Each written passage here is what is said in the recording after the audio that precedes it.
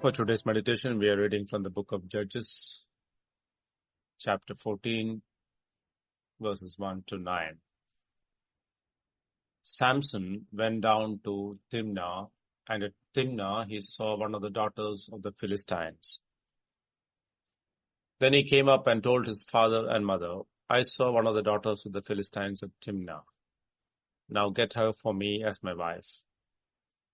But his father and mother said to him, Is there not a woman among the daughters of your relatives, or among all your people, that you must go to take a wife from the uncircumcised Philistines?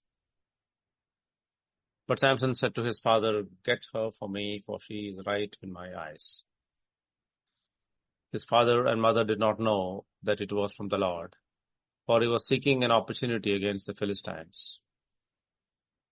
At that time the Philistines ruled over Israel. Then Samson went down with his father and mother to Timnah, and they came to the vineyards of Timnah. And behold, a young lion came toward him roaring. And the Spirit of the Lord rushed upon him, and although he had nothing in his hand, he tore the lion in pieces, as one tears a young goat. But he did not tell his father or his mother what he had done. Then he went down and talked to the woman, and she was right in Samson's eyes. After some days, he returned to take her, and he turned aside to see the carcass of the lion. And behold, there was a swarm of bees in the body of the lion, and honey. He scraped it out of his hands and went on, eating as he went. And he came to his father and mother and gave some to them, and they ate.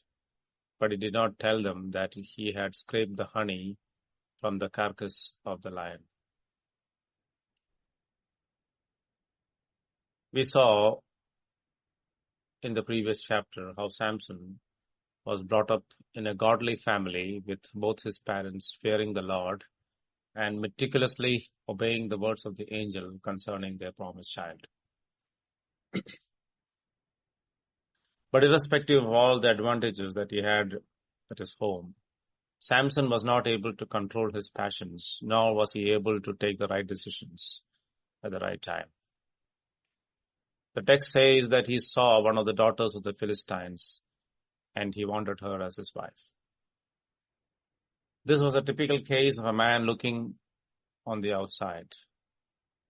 He was obviously attracted to her outer beauty. This was made very clear in the answer of his father-in-law when he came to take her as his wife. He said in the next chapter, Is not her younger sister more beautiful than she is? Showing that Samson fell for her beauty. In the book of Deuteronomy, Moses had clearly instructed the Israelites before they even entered into the promised land. In Deuteronomy chapter 7, verse 3, When the Lord your God brings you into the land that you are entering to take possession of it, and clears away many nations before you, the Hittites, the Girgashites, the Amorites, the Canaanites, the Perizzites, the Hivites, and the Jebusites, 7 nations more numerous and mightier than you. And when the Lord your God gives them over to you and you defeat them, then you must devote them to complete destruction. You shall make no covenant with them and show no mercy to them. You shall not intermarry with them, giving your daughters to their sons or taking their daughters for your sons. For they would turn away your sons from following me to serve other gods. Then the anger of the Lord would be kindled against you, and he would destroy you quickly. The reason he said not to intermarry with them, that they would turn away your sons from following me to serve other gods. Marriage was a covenant. And by marrying an unbeliever, one gets into a covenant with an unbeliever. In this case, Samson had complete disregard for his commands. He did what was prevalent at the time of Judges, that everyone did what was right in their own eyes. We read that twice that she was right in Samson's eyes. Proverbs 14 warns us, There is a way that seems right to a man, but its end is a way of death. But irrespective of our wrong choices, God can use them to bring about his purposes. No one can thwart God's plan by our foolish choices. We see the first demonstration of the special gift of Samson on his way to Timnah. Even his parents did not realize at the early part of his life what his special gift was. He told the lion that came to attack him, but he did not tell his parents about this. Neither did he tell them about where he got the honey from.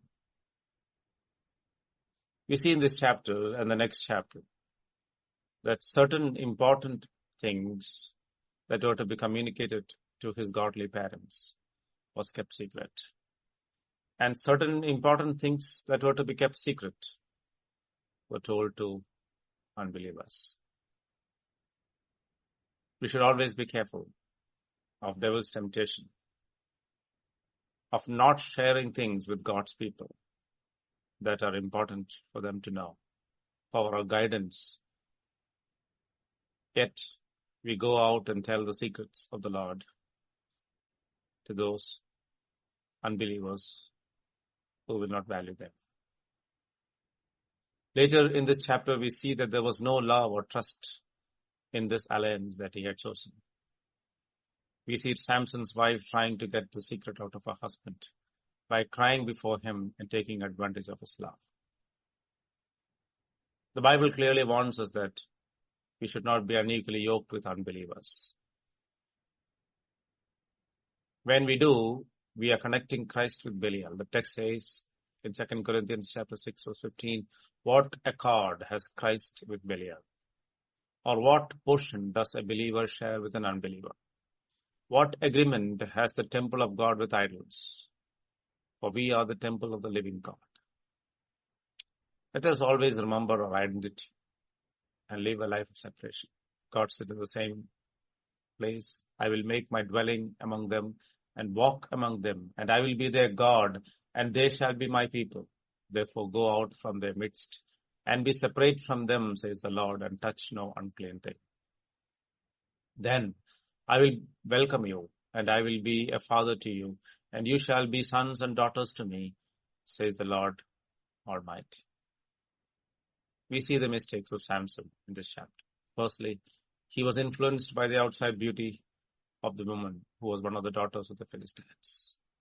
His parents wisely warned him against marrying an uncircumcised Philistine, and yet Samson disregarded their warnings. Secondly, he knew what it meant to be a Nazarite, and yet this did not impact in his choice of a wife.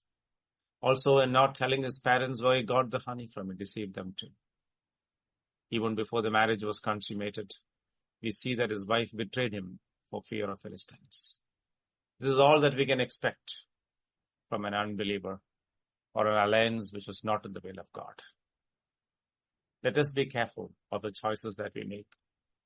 It may impact us for life and put the name of the Lord to shame.